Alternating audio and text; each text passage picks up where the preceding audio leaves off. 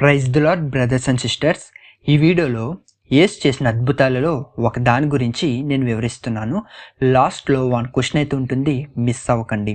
మీరు దాన్ని క్విజ్ అనుకుంటారు ఆర్ బైబిల్ నాలెడ్జ్ అనుకుంటారు, మీ ఇష్టం. వీడియోని మాత్రం స్కిప్ చేయకుండా చూడండి. అండ్ అలాగే ఈ ఛానల్కి మీరు న్యూ మెంబర్ అయితే మాత్రం ఖచ్చితంగా సబ్స్క్రైబ్ చేయండి.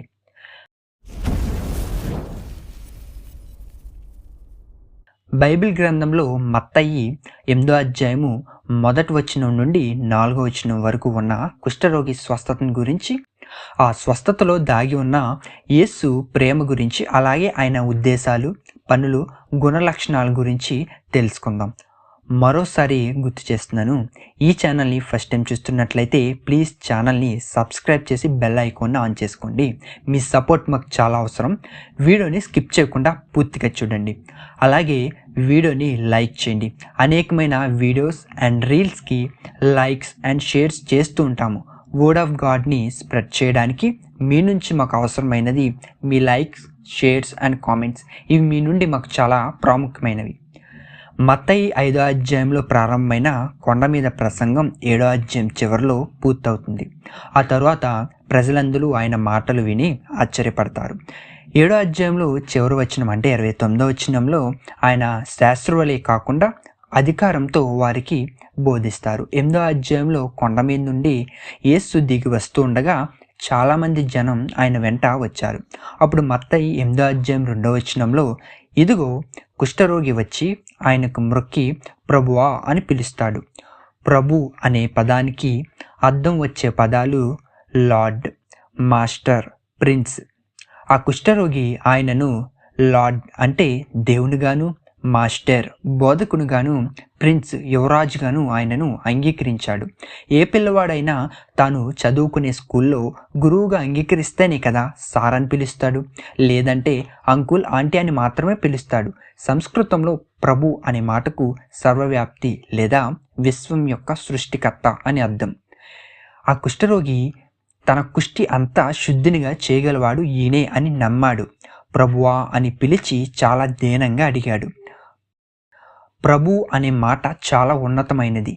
దేవుణ్ణి ప్రభువుగా పిలిచిన సందర్భాలు బైబిల్లో చాలా ఉన్నాయి. వాటిలో కొన్నిటిని చూద్దాం. ఆదికాండము 15వ అధ్యాయము 2వ వచనంలో, అందుకు అబ్రాము, ప్రభు అయిన యెహోవా నాకేమిచ్చిననేమి, నేను సంతానము లేనివాడనై పోవుచున్నానే.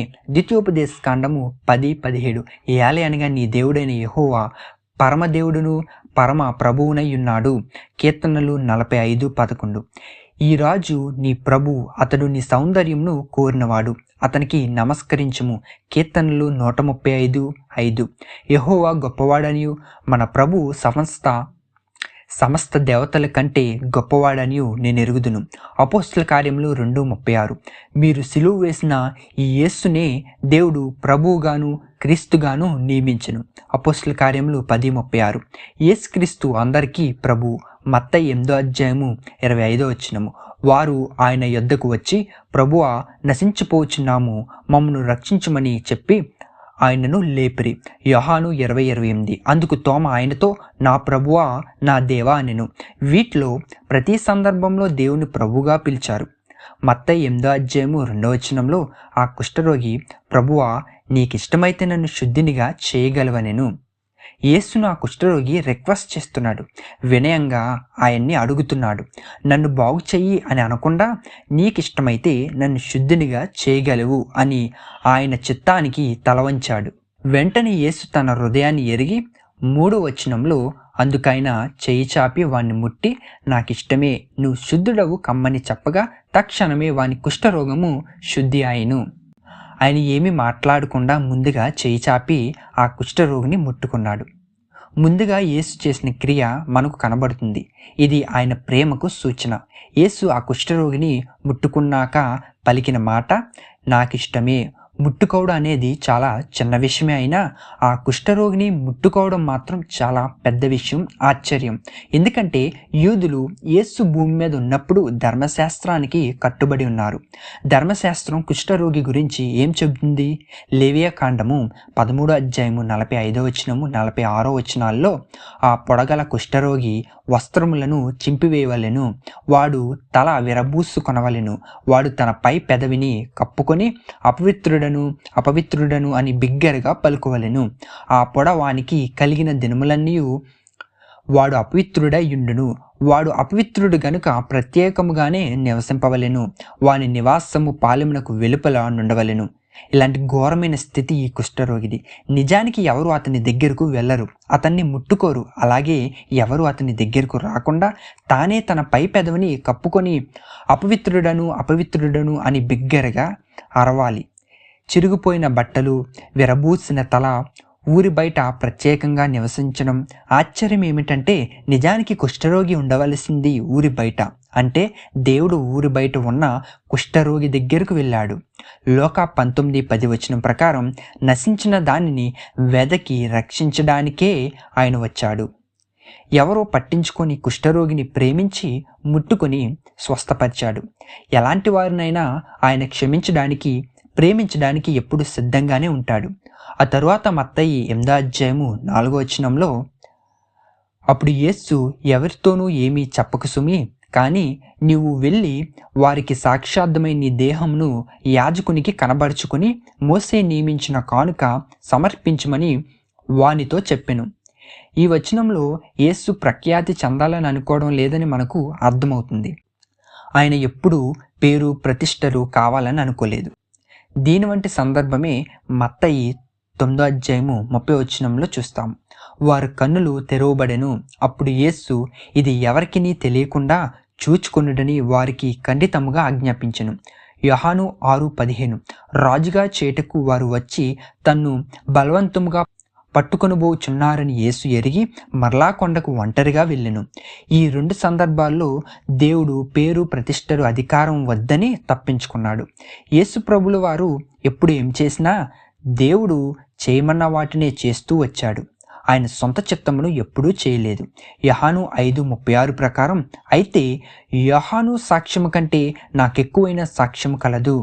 అదేమన్నా నేను నెరవేర్చుటకై తండ్రి ఏ క్రియలను నాకిచ్చి ఉన్నాడో నేను చేయుచున్న ఆ క్రియలే తండ్రి నన్ను పంపియున్నాడని నన్ను గూర్చి సాక్ష్యం ఇచ్చుచున్నవి. అలాగే అపోస్తలుల కార్యములు 2:22 ఇశ్రాయేలు వారలారా, ఈ మాటలు వినుడి. దేవుడు నజరేయుడగు యేసు చేత అద్భుతములను, మహత్కార్యములను, సూచక క్రియలను మీ మధ్యను చేయించి ఆయనను తన వలన మెప్పు పొందిన వానిగా మీకు కనుబరిచెను. ఇది మీరే ఎరుగుదురు. ఈ 2 వాక్యాలు కూడా యేసు తనకు తానుగా ఏ పని చేయలేదు, తండ్రి చిత్తమే నెరవేరుస్తూ వచ్చాడు అని దృఢపరుస్తున్నాయి. మత్తయి 8:1-4 యేసు క్రియ చేసి, అంటే కుష్ఠరోగిని ముట్టి నాకిష్టమే అని తన ప్రేమను చూపించాడు. ఆయన దగ్గరకు వచ్చిన వారికి సహాయం చేయడానికి ఎప్పుడూ సిద్ధంగానే ఉంటాడు. తనకు తానే పేరు ప్రతిష్టలు కోరుకునే దేవుడు కాదు. ఆయన దగ్గరకు వచ్చిన వారిని పట్టించుకునే దేవుడు. అనేకులు ఆయనను ప్రభువుగా, అంటే లార్డ్, మాస్టర్, ప్రిన్స్గా స్వీకరించారు.